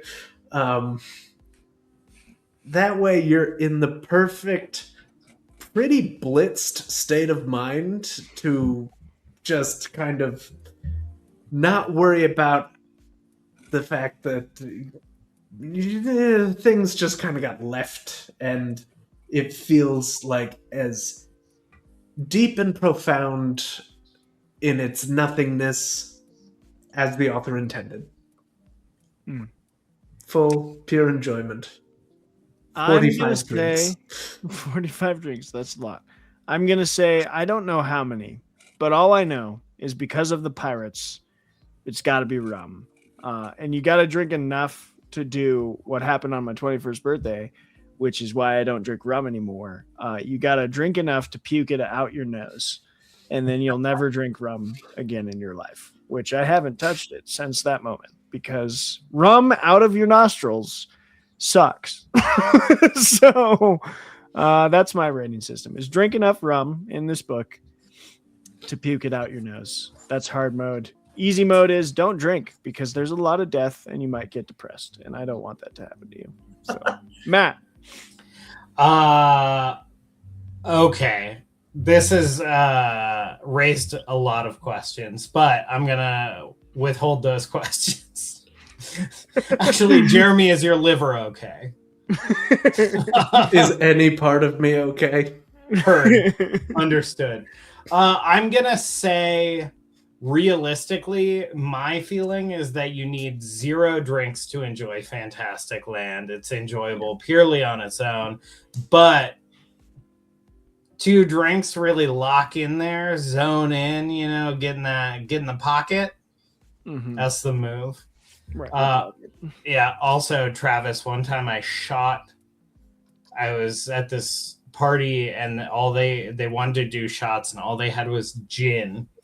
Oof. Oh, and boy. I was taking a shot of gin and my partner next to me was going to take her shot and looked down and she was like, just so nonchalantly, like, there's a fly in my cup. And I laughed so hard that I shot gin out of my nose. Oh, pine needle out your nose. Ah, horrible. Gross. Horrible. Nightmarish. It's just the least shootable.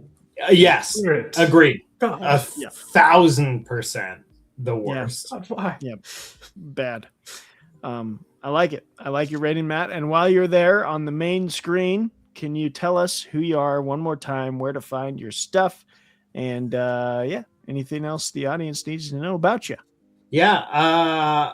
My name is Matthew Rush. I'm a Seattle filmmaker. I'm on Instagram at RushM15. My production company is on Instagram at RushJob Productions. We make weird shit. A lot of it's not available online. If you want to see Chicken Boy, DM me on Instagram and I will determine if you're enough of a sicko that you're worthy.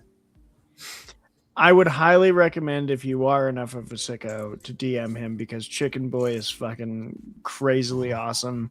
I loved it. It is a bonkers movie and I loved it. Every minute of it. High production value for a short film. You did great, Matt. Thank you everybody for joining us. We had another guest here, Zebediah Booth, our pinch hitter from Meathead Media. Please head over to our Substack and read our articles. Zeb's are amazing, mine are okay, and our friend Kent's are fantastic as well. We have a couple themes there. We have Aristotelian Sniff Test, we have Only the Good, and then we have our general movie reviews that we have a theme for every month. Matt, check out his stuff, any you can find, and if you're a sicko, DM him for Chicken Boy, highly recommend it. And Jeremy and I will just be here directing you towards all these awesome creative things until Jeremy writes his book, and then I'll pitch that thing. Yeah, just pitch it nonstop. It'll be great. Well, so. Pitch it now. You can do it. I believe you. Well, it's not done yet, so that's fine. Thank you again. Love y'all. Same Stooges as always. Goodbye.